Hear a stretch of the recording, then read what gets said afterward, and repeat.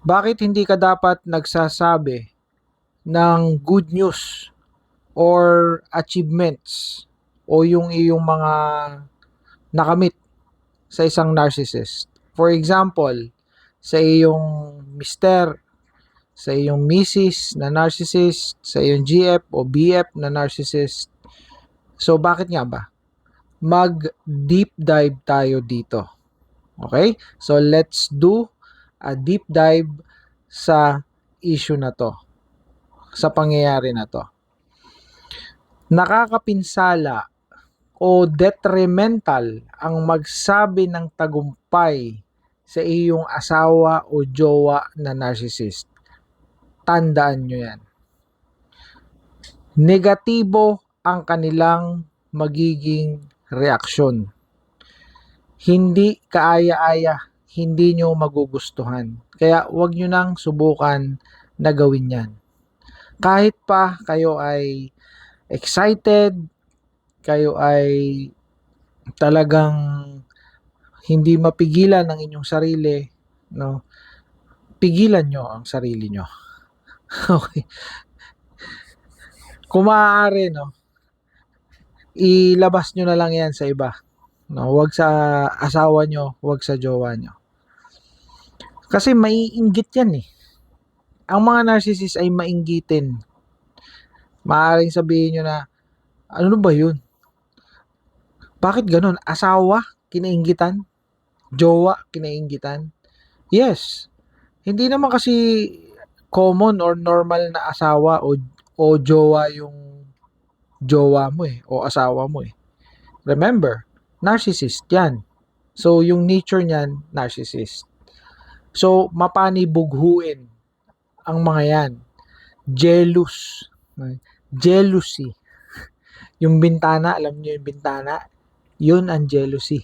Okay. Hindi. Ano yan? Envy, no? Mainggitin, mapanibughuin. No? Jealous nga eh, jealousy. Okay? So, yun. Another one. Pag sinabi nyo yan, sasabutahihin kayo ng mga yan. Sasabutahihin ka ng asawa mong narcissist.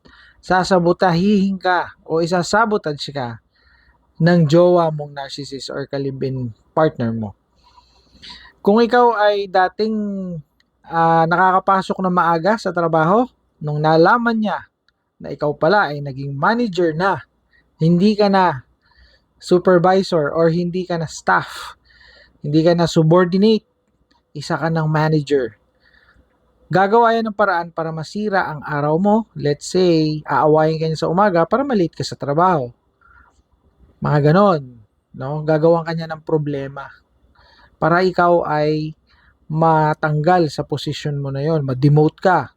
That's an example. Isa lang example yan. Sobrang daming mga pwedeng gawin ng isang narcissist na asawa o jowa. So, kung kayo ay nakaka-relate dyan, comment down below para ma-share ninyo sa isa't isa ang experiences ninyo. Another one. Bakit nga ba?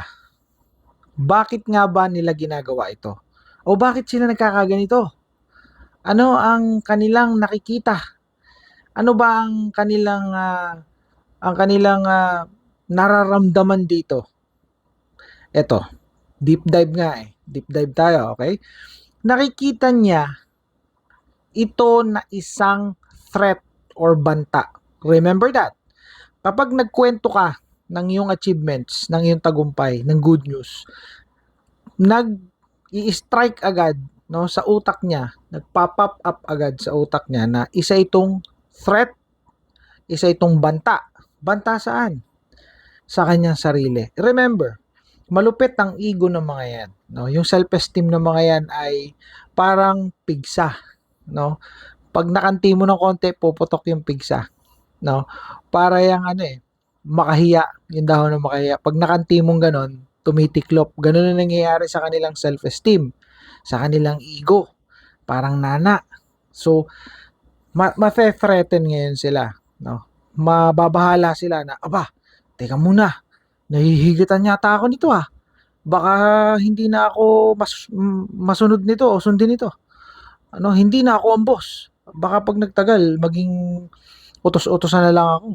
So, ganun ang maiisip niya, no? So, anong nangyayari doon? So, nakakaisip siya na yung kanyang pagiging mayabang, yung kanyang pagiging mataas, yung pagmamagaling niya, naiisip niya na baka mawala. Yung tinatawag na superiority. Remember, no, meron tinatawag na master and slave relationship or master-slave relationship ang isang narcissist sa kanyang asawa, sa kanyang jowa. Nakikita niya yung asawa o jowa niya as servant. Ngayon, pagka yung servant napopromote sa trabaho, threat or not? Threat. Kasi master ako eh. Napopromote sa trabaho yung servant ko eh. Yung aking slave eh.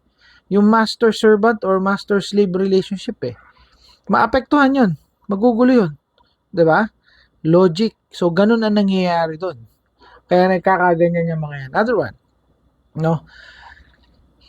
Hindi ka susuportahan at papakitaan ka pa ng masama. Yun ang matindi dyan. Kaya, hindi ka dapat nagsishare. So, ano yung mga example? Bibigyan ko kayo ng example. Silent treatment.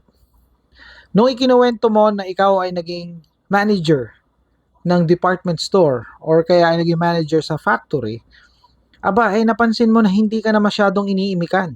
Silent treatment ka na.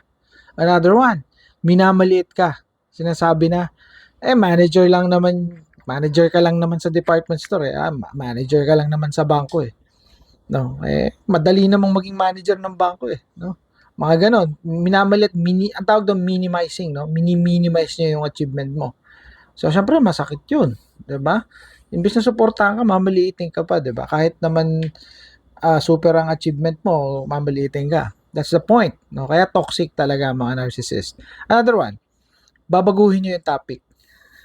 Yung topic mapapapunta sa sarili niya.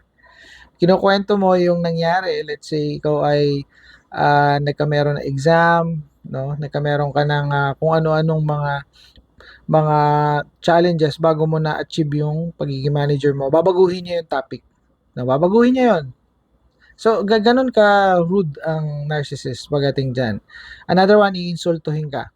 Sasabihin na, siguro kaya ka na-promote, sip-sip ka. Grabe ka siguro sumipsip dun sa boss mo, kaya nagkaganyan. Diba? O kaya, nambobola ka ng mga tao dun sa opisina, kaya na-promote ka. Mga ganon.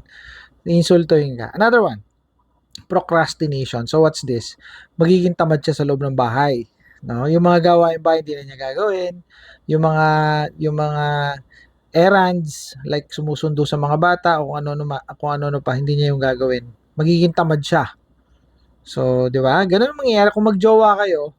So, kung meron kayo pinapakiusap o kaya ay dating sinusundo ka, hindi ka na sinusundo, tinatamad na siya kasi naiinggit na siya eh. Nate-threaten na siya eh, 'di ba? Ganun ang nangyayari. Okay, so mahahaba na yung vlog. Ano yung takeaway ko? Ang takeaway ko, sa iba ka na lang mag-share yung tunay na natutuwa sa iyong tagumpay at yung tunay na susuporta sa iyo. Hindi ang asawa mo, hindi ang jowa mo na narcissist. Tandaan mo yan. See you in my next content. Bye for now.